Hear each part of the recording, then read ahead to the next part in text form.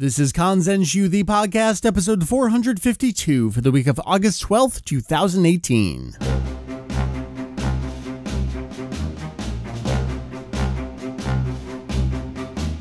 Hello and welcome back to Kanzenshuu, the podcast, an extension of the all-encompassing Dragon Ball fan site, Kanzenshuu.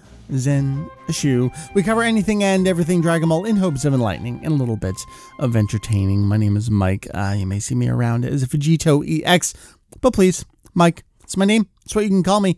You can call me Mike. You can call me Vegito EX. You can call me EX. I have been called pretty much anything there is to call me, any combination thereof. Episode 452, back in your ears this week. We took a little bit of a break there. Some of it was intentional. Some of it was not so intentional, due to some kind of minor back and arm injuries in the Kanzenshuu East household here. Everyone's good. Everything's good right now, but don't get old, kids. Just don't get old. Bad things happen. On deck for you this week, it is not gonna just be me. I swear you don't have to listen to just me alone. Randy will be joining me to talk about Dragon Ball FighterZ and its presence at EVO 2018. A little bit of a recap and our thoughts on its performance, I guess, there at that fighting game competition. So good stuff coming your way there. I got a little bit of a news cap ahead of things there, and then I'll wrap up just talking some cool stuff going on the website and look ahead to what else we got going on these days. The way I'm going to do this is, since we're talking about fighters for our topic this week, the news recap is going to be pretty much all just fighters and video gamey related things, and then any other random news tidbits I'll throw at the end of the episode. So if you like fighters, you got lots of stuff to pay attention to. If you don't, I don't know, just skip ahead to when I say the wrap-up portion of the show is. So again, without any further ado, let's get on into it. So this last week, we did have the debut of the normal, the black-haired, the base, if you will, versions of Son Goku and Vegeta in Dragon Ball FighterZ. You may say, Mike, Mr. Vegito EX-san, excuse me, there are already versions of those characters in that game. That is incredibly true. We do now have effectively the Saiyan arc versions of Goku and Vegeta. Goku has the Kaioken and Genkidama, and Vegeta has his Galaxy Breaker and other assorted moves. A cool tweet, maybe I'll go back and link here in the show notes, is the Galaxy Breaker seems like it was first given a name in Idainaru Dragon Boru Densetsu, the great Dragon Ball legend on the PlayStation and Saturn, actually specifically from the Saturn version of that game. It's the attack that he killed Nappa with during the Saiyan arc. Those two characters rolled out. That gives us 6 of the 8 confirmed characters that will be appearing as paid downloadable content in Dragon Ball FighterZ. So in conjunction with their release and EVO 2018, we got the reveal that Cooler from Dragon Ball Z Movie 5, and I suppose Movie 6, but specifically the Movie 5 version of Cooler in his 5th form, is coming to Dragon Ball FighterZ. And you may actually know him most recently from the Super Dragon Ball Heroes promotional anime. Although I don't think we'll get Golden Cooler here in Dragon Ball FighterZ. Cooler is coming. That definitely puts us in the ballpark of 7 of the 8 leaked / data mined characters have come to be. So is the super version of number 17 going to be the 8th character? Probably. Seems like that is where we're heading. But Cooler is next. So check out the promotional video for him. Look at his moves and all that stuffage. We got that, again, in conjunction with EVO. And then Bandai Namco put up the normal promotional video for that. His second color is really interesting. For those who don't know, the optional second color, there's lots of selectable colors, alternate colors you can use for your characters. The second one is generally a direct reference to something in particular. Cooler's second one, you might think it's probably just Frieza's colors. It's kind of just more white than anything else. I look at it though, and it looks to me like the Ishinran, the 1-star dragon from Dragon Ball GT. I don't know, maybe they're kind of going for a little bit of both there, but that's what he looks like to me. So Cool is coming. We don't have a release date for him, but he will be coming at some point in the very near future. Hey, speaking of fighters, because that's pretty much what we're talking about, version 1.11 has launched. We got a lot of updates here, some mode updates updates, a lot of stuff going on in training mode, but there's a lot of granular updates to pretty much every character in the game. We've posted that complete list on our website, so you can check that out if you're a fan of any particular character. Lots of new updates coming to them there. This past weekend, the open beta was going on the Nintendo Switch. I didn't get a chance to play. I downloaded it ahead of time, and I totally meant to, and then by the time I loaded it up, it told me it was over. I completely whiffed on that one. And then I just said, well, I don't know why I need to play it here. I have it over on PS4. I'll just play it there with all the other characters anyway. So if you got a chance to play on that, congratulations. It seemed like it was a bit of a fustercluck, as it was when the beta hit the PS4 and the Xbox One pre-release. But if you're a Switch owner, that is coming to you next month. So check on out Dragon Ball FighterZ. It's the thing we're talking about this episode. In terms of other video game news, before I bring it over to our topic, Bandai Namco put out their Q1 fiscal 2019 earnings report. There's a lot of stuff to get in there, but basically Dragon Ball remains their top performing franchise. That is not surprising in the least if you've been following along with these numbers, and as we have been following along with these figures for many years now. Dragon Ball itself for this quarter, again, just Q1 2019, and that's fiscal 2019. Obviously, we're still in calendar 2018.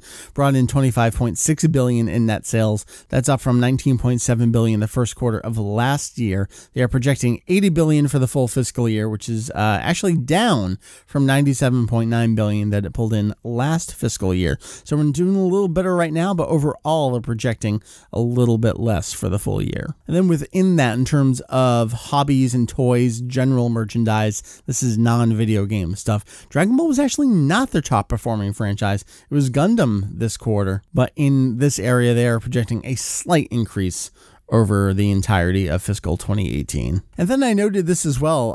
The company's overall digital card sales increased from 46 million pieces in the respective quarter last year to 55 million pieces this quarter. It's important to Dragon Ball here because of Dokkan Battle, and now we have Dragon Ball Legends as well. There's a lot of stuff going on in the Bandai Namco mobile department.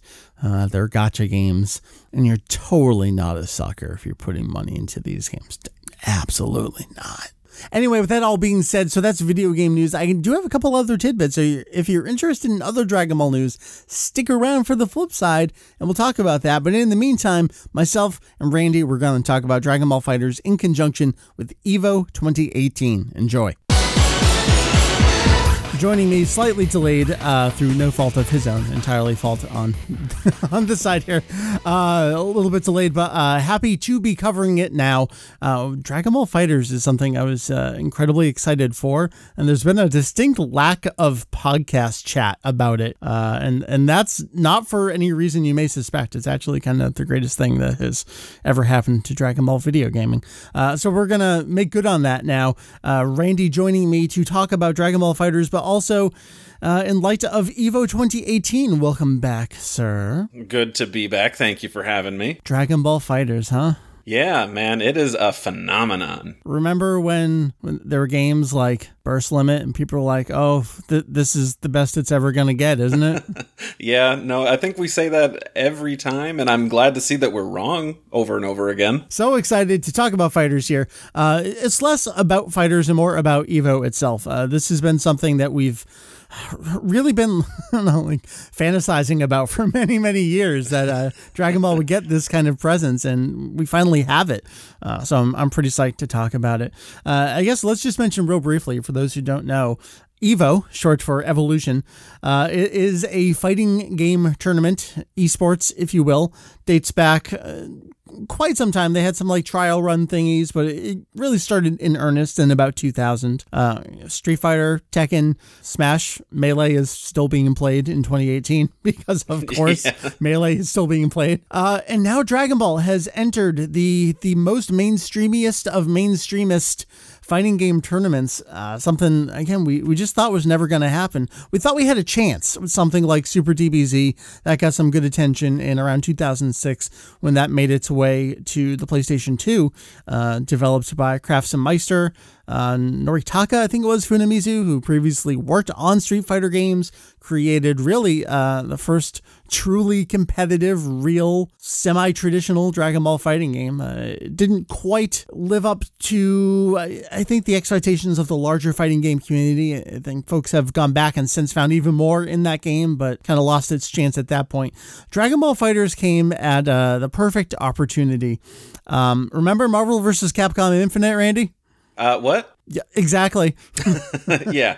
Man, that came and went with the wet fart on the way by. No bangs, not even a whimper, just a whiff, and that's it. Total whiff. It was very disappointing to lots of folks. I mean, just the art style concerns from the start were just the beginning of the problem that game faced. And so for a team-based fighting game to not live up to what had come before, Marvel really had been kind of like this cornerstone of EVO for so long. Things like Super Turbo and Marvel vs. Capcom 2 were consistently there for years and years and years. And obviously, when Marvel came, and that became a meme in and of itself as we got into 3 and Ultimate Marvel vs. Capcom 3. But here we are in 2018. No Marvel vs. Capcom as like a main stage kind of thing. FighterZ comes in, and I mean, were it not for the historical legacy of Street Fighter, I think FighterZ probably could have and should have been the final game on stage. Yeah, I feel that too. I mean, I feel like also Capcom kind of like lost a lot of momentum because I know Street Fighter V is all right, but it's got no hype behind it. Nothing like 4, which of course like kind of revitalized the whole fighting game community. Whole genre, yeah. Yeah.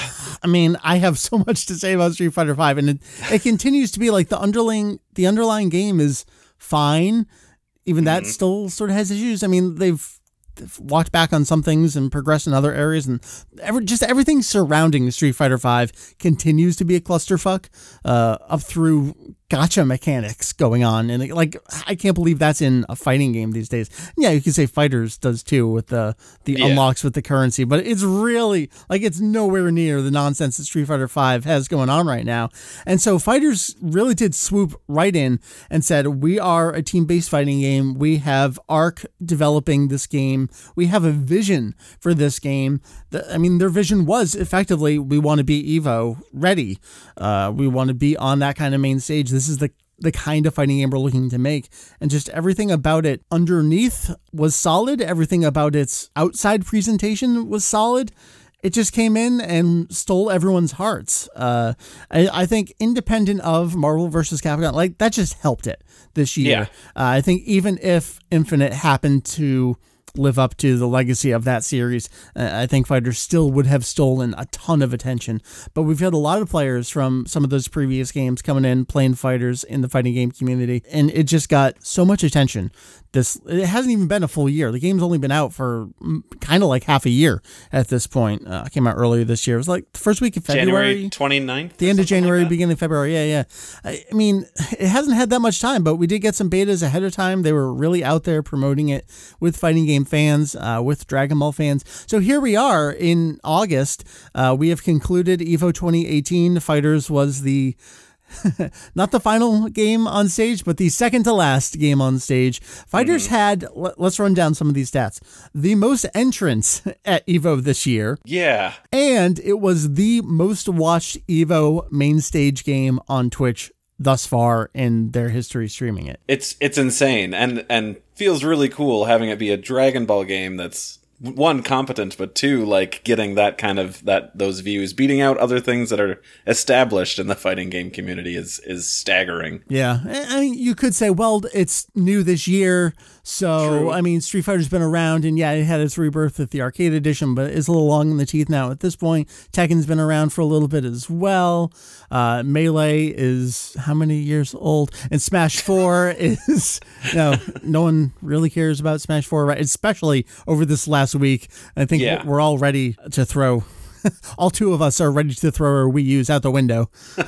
All right, so let's get into it right now. I didn't watch the entirety of the weekend, but I watched the top 8 in through the grand finals.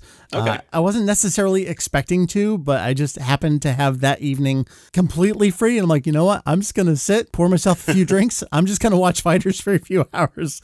And it was fantastic. And we're primarily going to focus on the grand finals match because that's really where all the excitement was. But let's talk real briefly about a couple of the key players here.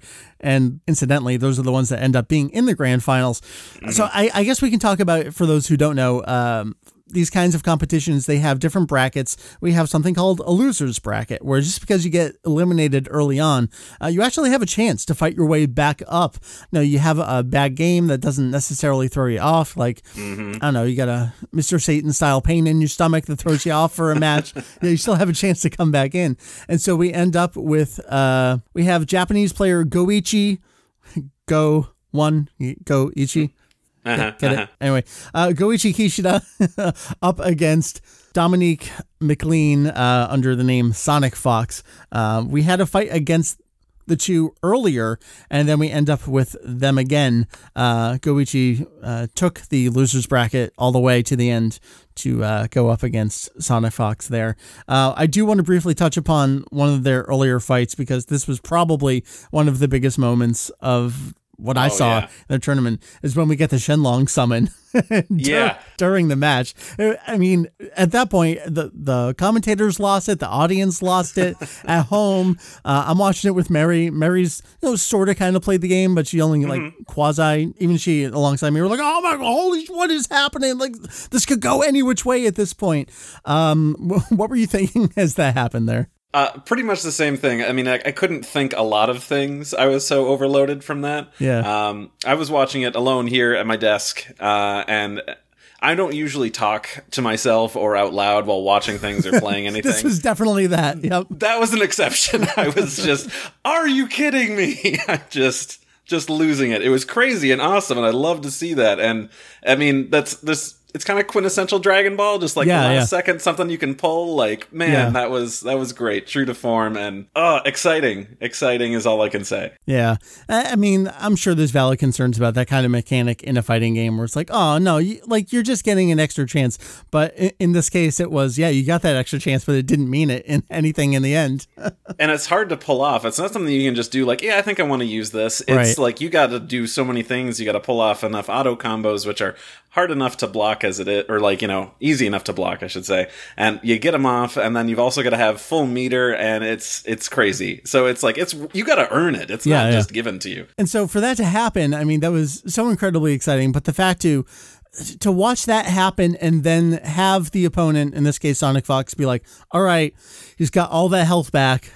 I got to do something about this, and to just watch the mind games back and forth. And I think that's what we and a lot of people love about fighting games, is even when they're incredibly fast paced, like FighterZ is here, there's still a lot of mind games and feeling out the opponent as you go on. And that's what's fun about watching through something like a top 8, where you might have people come up against each other again later on, is all right, they've had a chance to play each other. Sure, in previous tournaments probably as well, but specifically here, watching the play style against each other, like, all right, so they typically do that, and this is how I'm going to react to that, but they know that I'm thinking about that's how they react to that, so instead I'm going to do this, but they know that I know to do that. It's a whole next level thing with mind games and reading each other and modifying your usual tactics to try to overtake how they would go. And it's insane.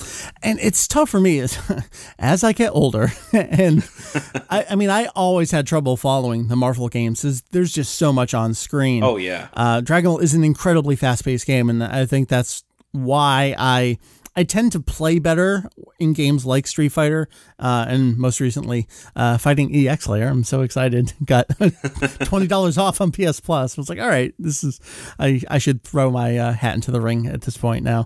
A slower paced one-on-one game is something that I tend to play better at. I do enjoy these kinds of games, but it is very difficult to follow.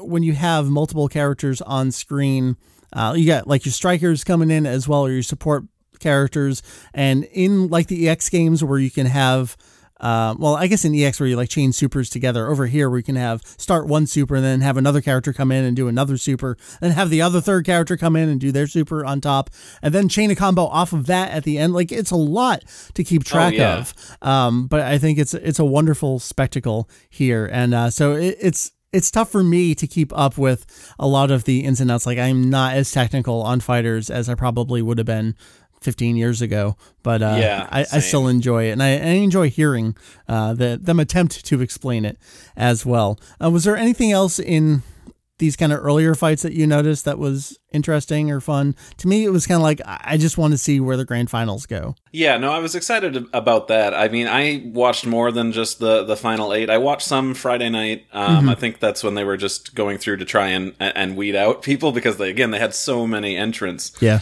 And then I watched just the tiniest bit on Saturday. But yeah, Sunday was kind of my big thing for watching the final 8, where I was sitting through, I'm like, I'm going to watch this from start to finish. I know the time. I'm actually on top of it this time. But I mean, it is just a lot of the amazing mind games and sort of having to read your opponent that I was kind of stunned with. I mean, I'm sitting there and I'm watching it and I'm like, okay, I think after watching enough, I know what he's going to do and what he's going to do. But like, if I have the controller in my hand, I'm like, okay, I don't know what direction to block this attack, so I'm just going to get stomped. But I feel like I'm good at it. I'm like, is this what sports fans are like? Like, oh man, exactly. He should have passed this way. Obviously, what an idiot. Right. Doing the same thing. Yeah, after a couple hours, you feel like, oh yeah, I can explain, I can comment on all this, but totally not. So in here, after watching so many matches, this was definitely a concern going into EVO, was, are we going to see Bardock and Cell on every single person's team? And it wasn't every person's team, but it was pretty close. And there's a lot of 16 in the mix as well. There were a couple surprises along the way. It sounds like Vegeta as a support character is pretty big in the Japanese scene. I just know that from playing online as well. It seems like a lot of American players are going that way. We got a recent patch that has some nerfs and buffs, so we'll see how things shake out in the future. I definitely had a concern going into it, and it mostly lived up to my concerns. How about you in that respect? I wasn't too caught up in the meta of things. I kind of play pretty casually, kind of worry about myself and what characters I'm comfortable with, more so than, okay, who's best versus this type of fighter, and so on to that. So yeah, I didn't keep up on that, and it wasn't until watching this, I'm like, oh man, yeah, you got to go with Vegeta for this. He's good to counter that, and so I was learning a lot as I was going along. But I was kind of surprised with how, like, the usage of more recent DLC characters, because I mean, the more time you have with a character, the kind of more you can work with them and figure out combos. But like, people using, you know, of course, Bardock, which we know is kind of upper tier, at least before that patch.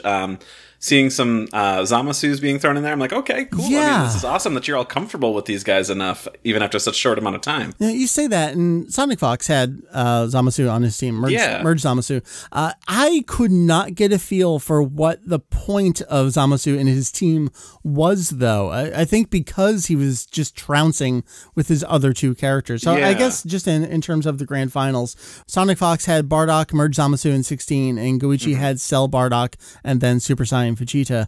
Yeah, I did not quite grasp what was up with Zamasu in the team. Like, there were a couple things where he had the orbs, where it felt like it was setting up some other things. But, I mean, particularly in the first match against the two, where he was just, Sonic Fox got trounced, which we'll get into that in a little bit. I just couldn't figure out what Zamasu was bringing to that team. So while it was neat to see him in the mix, when he was out there, I feel like he wasn't contributing much, and then was just getting beat down. No, I hear you, and I was trying to figure that out too, and it just kind of seemed like, I guess it's because Zamasu is he's just kind of weird. He doesn't, he's not walking like normal. I mean, he, still has the same sort of movement speed, but he does have that sort of flight ability, and I think it's just trying to throw them off their momentum sort of thing. Yeah. So yeah, I think it's just because people don't play him very much, so maybe your opponent isn't going to know how to counter him quite as well if you're going to pick somebody like Cell, who's well known. Yeah. So yeah, it's not really like the most solid of choices, but he did decently. Like, he was able to get some hits here and there, and at least keep being able to tag out with him to rejuvenate some health for Bardock or 16, his main hitters. So yeah, I mean, it's not a definitive solid, this is why. But it worked, obviously, so who am I to say? Right, I'm sure we could get better answers from people that know it a little better. But yeah, to me, it felt like he was a buffer character, where he was out there to defend for a while or just get in some chip damage while the others, like you said, are restoring some of their energy. Just while we're talking about the meta here and how Cell is on everyone's team, I do have to acknowledge how delightful it was every time Cell came on screen in the character introductions to get the audience participation there. I think it really shows and proves just how enjoyable the game is, how much people love these characters, how much people love with FighterZ. It's like, you know what? If you could do all 3 Bardocks, we'd be down for that. Right? Yeah, bring it on. Seems like that would be fun. But everyone was so into every decision, every choice, well, for the most part. And I think Cell just was the quintessential example of that. Yeah, exactly. I got tingles every time. I'm like, please, if you're going to have Cell, make him be at the top of your roster so that way we can have the intro with the stream, because I'm loving it. Like, it wasn't a thing I thought about beforehand while playing the game. Like, every time Cell comes on, I'm going to yell with him because that makes me feel powerful. Yes. But yeah, it was good. Just a nice feeling of camaraderie. We're all in this together. Well, then let's actually talk about the grand finals here. So we had Goichi come up through the losers bracket up against Sonic Fox. And so the way this worked is, because he won through the losers bracket, he would have to win a set. He would actually have to win 2 sets to be considered the winner, because Sonic Fox had already beaten him once before. Just the way that these brackets work, that's how it gets there. So when we get to the grand finals, Goichi actually, I wouldn't say he did. It felt at the time like he totally trounced Sonic Fox in that match there. It seemed very surprising after everything we saw up to that point, where that went really fast. Yeah, it was kind of surprising to see that. I mean, he obviously had gone through a lot of momentum, going from, losing there and having to make his way through the entire losers bracket and taking down everybody on his way. So yeah, I'm not sure if he was just rusty or nervous up on the stage for like the first match between him and Sonic Fox, but yeah, it was a big turnaround, and I was really surprised with it. And so we get there. Was it in this one? No, it was in the second round where we got another Shenlong summon. But I guess we have to talk about the big controversy around here. So Goichi wins that first round and it resets the bracket. So now we're truly at, all right, whoever wins the next one is truly the champion of FighterZ at EVO. We see a moment where Sonic Fox starts asking a question, or a series of questions, and we're kind of left ourselves questioning what's going on for a little bit. Ultimately, it seems like he requested to change sides. He was playing on the player 2 side, and he asked for the final match if he could switch to the player 1 side. Independent of anything else here, that is apparently allowable by the rules to request to do. It sounds like you can refuse it, as Goichi seemingly did, which then led to a coin toss, which they did ultimately do, and Sonic Fox chose Tails and won on Tails, because of course Sonic Fox would choose Tails on a coin toss. I think everything's just totally in character there. Right. And so he won the coin toss, and then they switched. The problem was, at least from a viewership standpoint, was this took way too long. And they started explaining what was going on during the stream, but it seems like the tournament organizers took a long time to respond to that request. Now, was there also, because forgive me, but I'm not sure if Goichi speaks English or anything, or if we also had to pull in a translator to also fix all of this as well, which I think could have contributed to taking longer. Absolutely. So we do have an American player up against a Japanese player. I mean, the common language is the game. So as soon as we step like slightly outside of that, we of course do have some of that going on. It just seems like things were taking too long. So let's have our little conversation here about this. Everyone's had their say on it. There's certainly the side where it's the rules are the rules, and you use every tool that you have at your disposal to win your match. And switching sides is a tool in your toolkit that is available to to use. The other side is kind of, I don't want to call it the honorable side, where it's you lost, this is where you're sitting here, put up or shut up. It's the, well, if you're good enough, you'll win regardless side of things.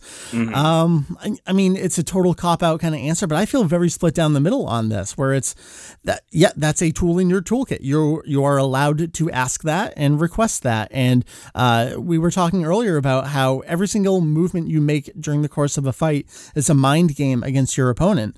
That can extend outside of the game as well, as long as you're not violently attacking in person your opponent. These kinds of things are available to you, and that's part of the mystique of going up against someone. Where do you think you fall on this? So I'm also kind of split down the middle. I see both sides, but at the same point, I am like, that is a tool that you are able to use. You are following the rules, and it's well within your capabilities, your rights, whatever, in this tournament to do that. And they went for it, and that's how it turned out. I don't have any ill will towards it. I don't think that makes Sonic Fox's win any less. Right. It doesn't detract from it. I can understand if you're a fan of Goichi that you might feel like this rubs me the wrong way because he was trouncing him. Yeah. So I don't know. I think it's fine. Yeah, it is tough. If I had to pick a side, I would say, yeah, this is fine, and I'm not going to have any arguments against it. I think, of course, we would have liked if something like that didn't happen and just whatever happened. But I mean, if we're going to talk about this being esports, there are timeouts in real sports. True. That's also, yeah. And that's used to do that too. And it's the same kind of thing where it's like, all right, I mean, the pitcher just gave up 3 hits and he's got everyone on base here. All right, just stop for a second. Let's just regroup, figure out, like, do we need to swap someone out, or do you need to just take a moment to whatever? And this is kind of like the fighting game grand finals equivalent of bottom of the 9th, I don't know, sports references here, kind of. No, I think you're right there. Yeah, I mean, I'll say it. I've done, not like obviously esports level, but I've played games before, and I'm like, I would like to prefer to be on like this side, just because, when you get into a game, you know what you're doing, and you've got muscle memory. My eyes are looking in a certain corner of the screen when I want some information, and if I'm looking at my opponent when I want to see like my health or my meter, like it throws me off for half a second. And yeah, it sucks when you have to throw somebody else into that area and you get to be comfortable and they don't, but I didn't even really think about it from that angle. It's the, whether you're on the left or the right side, you're constantly changing sides all the time anyway in terms of your directional input. But yeah, like the life bars and the power meters, your eyes do have a muscle memory of where they dart to, and everyone is playing player one side for the most part at home. Exactly. So it's tough. It's a tough call. I don't really know how I feel about it. But we ended up with the winner, Sonic Fox here. I'd say it was a pretty exciting grand finals.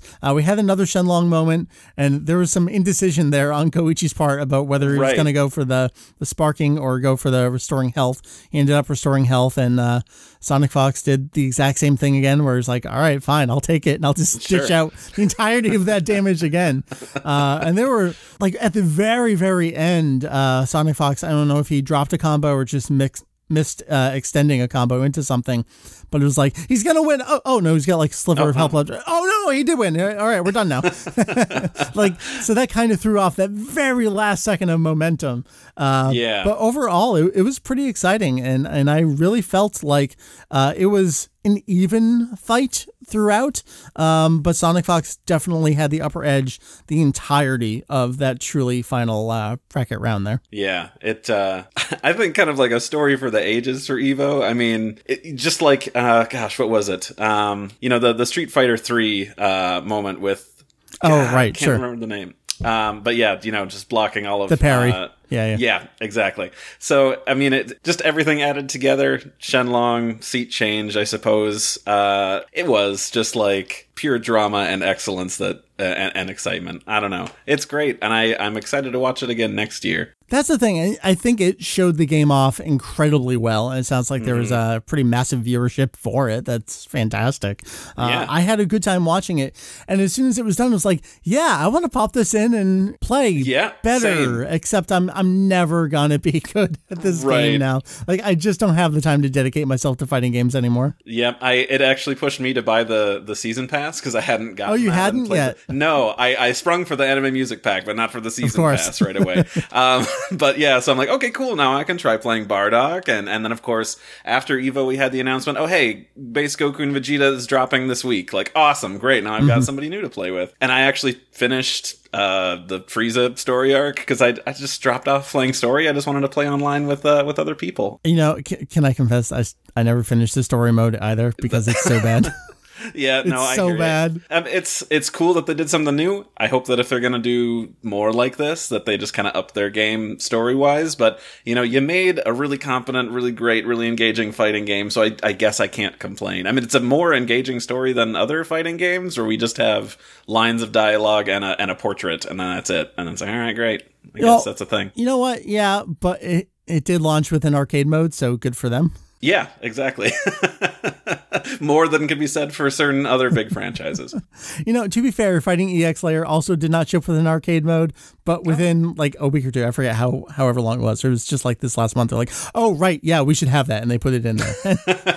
So that was good. Like you can actually adapt. If Arika can adapt that fast, what's going on, Capcom? Anyway, so Fighters. I had a wonderful time watching EVO here. It continues to make me more and more excited about the game. I learned new things while watching it. Something I'm really struggling with is all the numeric notation for fighting games these days. I guess people have moved away from what I knew as notation for movements and stuff. We're using the numpad and all sorts of things. I'm having a lot of trouble with that. It's supposed to be more intuitive and make more sense, but same. I struggle with that too. Like, okay, I had to look things up prior to Fighters coming out because people would be like, oh, you just do this combo. I'm like, all right, you threw out some gibberish that I don't understand, and I feel attacked because I feel like I should be familiar enough with this I know stuff. It's like, excuse me, I already know how to do a fireball motion. What are you talking about? I know it. I know quarter circle forward, but what are you saying here? Exactly. It's just a weird language thing and I don't know. But yeah, it's cool. So yeah, I felt like I learned new things from the commentary. Can we talk about the commentary real quick, at least during the finals? I thought I would have liked a little bit more technical stuff, but Fighters itself is so fast. It's so fast. It's hard to be able to spit out enough technical stuff before you're like, well, we're already 30 seconds late. Exactly. I mean, a combo can be going off, and even a long, like 20 or 30 hit combo, I mean, it's going to be over so fast. You can get some of that technical detail in there, but in general, it is going to be more of a hype game than it is going to be technical kind of thing. Right. So, I mean, it's kind of like the game's fault in that respect, but I understand the compromise they have to make there. I enjoyed it. I thought there was a lot of good one-liners that were going on there. Like, I don't follow this kind of thing, the shoutcast scene, as it relates to fighting games and video game commentary. So it's like, it's old for me because like all this has been done before, but at least in terms of this, I don't know, modern dress up for it as it appears on Twitch. It's still kind of new for me as I throw myself in and reabsorb myself into the fighting game community here. But I had a good time. I thought it was good commentary. It was thoughtful. It was fun. I don't know the guys from A Hole in the Wall, but I would look forward to seeing and hearing from them again. Yeah, same. I had a good time with it. I guess my worry, I knew this is, fighting game focus and we're going to be talking about the game, but like I have a hard time listening to other people talking about Dragon Ball or Dragon Ball associated things. So I'm like, this could make me cringe and make me just like mute it. But like, no, I was totally fine. I was into it. I'm like, you guys are talking about the things you should be. Right. And it was great. So because it's about the game. It didn't detract. They're talking about the game. They're not talking about the deep lore of the series. So right. Yeah, exactly. They're like, they didn't bring up Hope for the Universe. He's here. It's just like, okay, cool. You said it, not me. That's fine. It's on me. There it is. I don't like that. There's my hot take, but whatever. I don't know what else to say. I had a really good time. I'm excited to pop the game back in. Like you said, we got the black-haired versions of Goku and Vegeta this last week. Vegeta seems like he's pretty fun. I've been toying around with him a little bit. I actually managed to finish his combo challenge, so I'm feeling very accomplished. I know it's nothing special for a lot of you out there, but for me, it feels good. Yeah, no, I'll to try and make you feel as good as I do. There's only a few characters I've completed all their combo challenges. I get to like 9, 10, and I'm just like, yeah, I'm not really going to use this guy. That's fine. I don't need to know this. Exactly. And we got Kula announced. Yeah. It seems like the leaks and the data mining, everything was accurate from the very beginning. Yeah, so. Makes me sad. I mean, some of them are kind of just like, it's cool that base Goku and Vegeta play very differently than their Super Saiyan forms, but I'm also just like, man, we could have had some new faces, and that would have been great. Mix it up a bit. That's another conversation to have about. I come from an era of 6 Gokus in Final Bout, and they all played exactly the same. Right. Yeah. So, I don't know. I have thoughts on that, and we'll come back around to that. I think after this series, perhaps season of DLC comes to a close, I'll do a further in-depth look at some of my favorite characters and how they play in there. But we do have Kula coming, so I'm excited about that. I think for me, it's just I like Kula's colors. It's just the white and the purple does something for me. He seems like he's going to be a good kind of like rushdown character. In FighterZ, I mean, most people seem like they play pretty aggressively. He seems like he's going to be that kind of character. So I'm pretty stoked for that. Yeah, same. I guess we'll probably end up with 17 as the 8th character. It seems like everything's going that way. So yeah, exactly. Don't get me wrong, I love 17, huge fan, but again, it would have been nice to see more some variety and everything. Yeah. Maybe we'll get more characters in the future. You know what? I'd buy a season pass too. This game is good enough. I feel like it's earned my money. Clearly I've spent enough on it. I'm considering getting it for other platforms. I know, right? As we're talking, the Switch open beta is going on right now this weekend. Right. I downloaded it, but I haven't tried it out because it's kind of like, why would I play around with the open beta when I could just play it on PS4 in full? Exactly. And I feel like I might break my Joy-Cons because I get really into it and, pretty rough on controllers in fast-paced fighters. Yeah. So. I don't know. Maybe I'll test it out just to, for no real reason. I'll try it. Just to say you did it. So what we were talking about, a possible second season of DLC. I mean, the game, again, isn't even a year old at this point. I'm not ready for a FighterZ 2. I would like this game to have breathing time. And whether that means simply a season 2 of DLC or something akin to Street Fighter V's Arcade Edition, where they do some kind of overhaul and maybe use that as an opportunity for a massive kind of balance change and update rather than some of the individual patches they've been doing. I don't know. I think I would like something more like that as opposed to FighterZ 2. Maybe we'll end up with FighterZ having as long of a tail as Melee. Well, I don't know if I want that. No, I don't think anybody wants that. But someone would argue that Melee never actually had that long of a tail, and it's. I would agree. I liked Melee. I played Melee for a very long time. That was a long time ago, though. Yeah, I'm not saying you have to move on because I still play Super Turbo. I don't know what I'm saying or explaining or defending here. But you feel attacked. It's okay. You're in good company here. It's fine. I feel attacked for the things that I am voluntarily saying. I don't know. Anyway, look over there. There's something else. Go talk to those people about Melee instead of me. Ultimate's looking really good, though, isn't it? Oh, yeah. Yeah, sign me up. Dude, day one. 34 Castlevania music tracks. This is everything I want.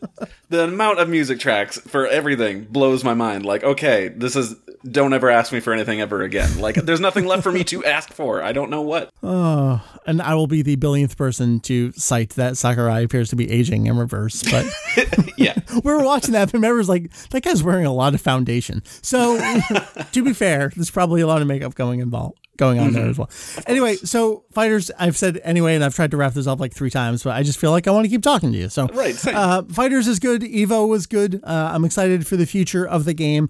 I don't know that I'm necessarily going to watch and pay attention to a lot of the individual tournaments over the years. Evo to me feels like a natural endpoint of, all right, let me see how it has progressed over time. And at this point, we're going to have another full year with the game. I'm sure FighterZ will be on there next year with the with the record viewership it received this year and the number of entrants and the very likelihood, that's not a phrase, that there will not be a FighterZ 2 within the next year.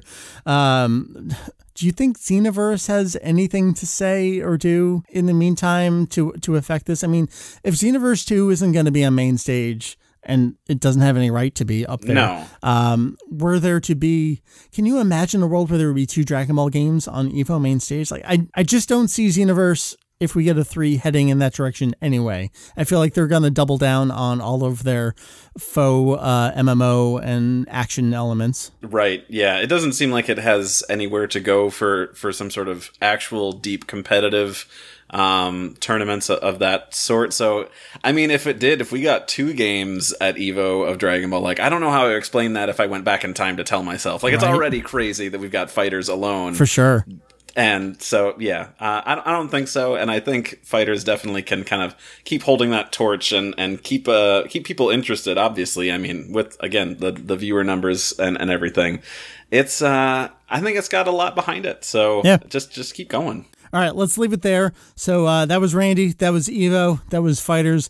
More FighterZ chat coming to you at Kanzenshuu here at some point in the future. So look forward to that. Randy, anything you want to toss out there before we go? Go. No, I got a hot nothing. If you want to play me on FighterZ, I've got it on PS4, and I'm at Saber_Breaker on Twitter if you need to get to know that info. I want to fight you. Fight me, please. Yeah, fight Randy. Don't fight me. I'm not good enough. You will win. You can feel good. You'll beat me, and you'll feel victorious. If you want to feel good about yourself in FighterZ, challenge either of us. There we go. All right, good talking to you, and I'll talk to you again soon. Thanks again. Thanks to Randy for joining me. We actually meant to do that last week, but one of the aforementioned injuries kind of delayed that a little bit. So we're back, though. Let's talk some other Dragon Ball news and Kanzenshuu website going-ons-ness. The biggest news is the unannounced total remasterings of the Dragon Ball and Dragon Ball Z theatrical films that appeared on Netflix and Amazon Japan over there in Japan are getting a Blu-ray release. Yeah, they're actually coming out. Very, very curious how they went up there. It's not that the release itself on streaming wasn't announced. The streaming was announced. It's the remastered portion that didn't have any kind of formal announcement. And we looked at so many news stories. There weren't any real news stories about it on any of the traditional news sites. And pretty much everything else was like, these seem to be remastered, but no one's saying anything. So here they are. And we kind of had to run with the same thing where it's like, this is clearly a new remaster, but there's nothing concrete for us to point to. But there it is. Anyway, now that has been formally announced for a home release, including the remastered portion of it. This is going to run through 8 Blu-ray volumes starting in November. So in November, on November 2nd, we're going to get Dragon Ball The Movies Blu-ray Volume 1 with the Dragon Ball Z Movies 1 and 2. Volume 2 will have Z Movies 3 and 4. And Volume 3 will have Z Movies 5 and 6. Then on December 5th, Volume 4 will have Z Movies 7 and 8. Volume 5 will have Z Movies 9 and 10. Volume 6 will have Z Movies 11 and 12. That takes us to January 9th. Volume 7 will have Z Movie 13 and the 10th anniversary film. And then Volume 8 will have, going back to the beginning, Dragon Ball movies 1, 2, and 3. I think we're all a little excited and a little scared about these releases. The video quality that we see from the streaming services is something to be excited about. We have a couple concerns about things, maybe some color work that still needs to be done and hopefully will be corrected and finalized in the official Blu-ray release. Also, the streaming versions don't have, I guess you would say, the perfect audio that the 2006 Dragon Box version had back on DVD, where they truly went back to the master versions of the audio that they had and were able to master things at the highest possible quality that we've ever had before. These streaming versions don't have that. Maybe that's a concession for the streaming versions. So you look forward to actually purchasing and owning the home media release. Maybe that's kind of conspiracy talk, but it kind of makes sense if you chat things out a little bit in your head there, as I'm doing right now. Anyway, so those are going to run you just about $50 a pop. So you're looking at about $150 per month plus shipping, depending on where you are, to pick up all of these. And of course, this is just the Japanese release. There is nothing to be said right now about an international release. We don't know if these will receive an international release. Obviously, the overseas licensees would have to license it and release it. And people don't announce things until they actually announce things. And they can't answer things until they've officially announced things. So I wouldn't say it's pointless to ask your local licensee about these. Certainly bring it to their attention. I'm sure they already know about it, and they're probably chopping at the bit to get it out there. It also raises the question about the movies that we have coming to North American movie theaters. Movies 8, 12, and the Bardock TV special, which is not listed as a part of this. The Bardock and Trunk specials were indeed TV specials, not theatrical films. They didn't receive theatrical screenings in Japan, and as opposed to what Funimation classifies them as, their release in Japan on the Dragon boxes were as extras within the ZTV series, and they did not receive individual disc releases as part of the Broken Out Dragon Box The Movies release. They received a totally separate, independent Dragon Ball Z Special Selection DVD that was tied in with Bardock as he was rolling out into Dragon Ball Heroes. It was a whole thing about Bardock and Trunks TV special over there in Japan. So what we're getting at is, so we know it's coming out in Japan. We have no idea how this will roll out to international markets, if, when, how, why, where. Stay tuned for more details. And that's really the biggest news. So I guess let's talk about what's going on the site these days. We got a lot of cool stuff going on. If you are a subscriber to the podcast, you received in your feed already an interview I did on the Fresh Geek Context podcast. I had a lovely time chatting with the folks over there. About myself, about Kanzenshuu, about the history of the site, the current goings-ons of the site, a little bit of the future of the site. So if you're not subscribed to the podcast, check out the show notes for this here episode for a link to that. And I think Heath and I have some other podcast appearances coming up, so stay tuned for those. We got some cool things going on social media right now. This week, every single day, we're going to take a look at a special extra chapter from Toyotaro's Dragon Ball Heroes Victory Mission, which originally ran for 28 chapters in V-Jump starting in late 2012. There were roughly 7 extra chapters separate from that original serialization. So as I'm recording right now, we've kicked it off on the first day looking at the May 2013 issue of V-Jump, which had a single page kind of bonus. I don't know if you would really call it a chapter, but the May 2013 issue that came out in March 2013, what happened in March 2013? That was Battle of Gods. So you can probably guess what that little bonus was about. But stay tuned to our social media every day this week for one more look at one more Victory Mission thing. Other than that, man, we are just plugging along with all the normal stuff we plug along at. News, a lot of deep guide work going on, a lot of wiki work going on as well. I know it feels like we keep teasing that, but we are all just so excited about what's going on over there. If you want to hear about some of my thoughts on wiki work and what that means for content on the regular website, again, check out the special interview I did over on the Fresh Geek Context podcast. I gave some of my thoughts over there. That all being said, I think that brings us to a close here at Kanzenshuu, the podcast, episode 452. I have been Mike, Vegito EX. We have a Mike, we have a Heath, we have a Julian, we have a Jake, and we also have 4 other contributors that are making Kanzenshuu a better place right now. And beyond that, we have even more extended family and friends that are just doing a bang-up job working with us and helping us out and bringing Kanzenshuu into a brave new era. I don't know what that brave new era is, but we're getting there, and I'll let you know when we're there. Hopefully you recognize when we're there. So www.kanzenshuu.com. That is kanzenshuu.com. I have been Mike. I hope you enjoyed this podcast episode. I am going to head on out, and hopefully the next time you talk to me, I will have joined the ranks of the few, the proud, that have completed Dragon Quest VII. Until then, have a lovely day, lovely week. We will see you next time. Bye-bye.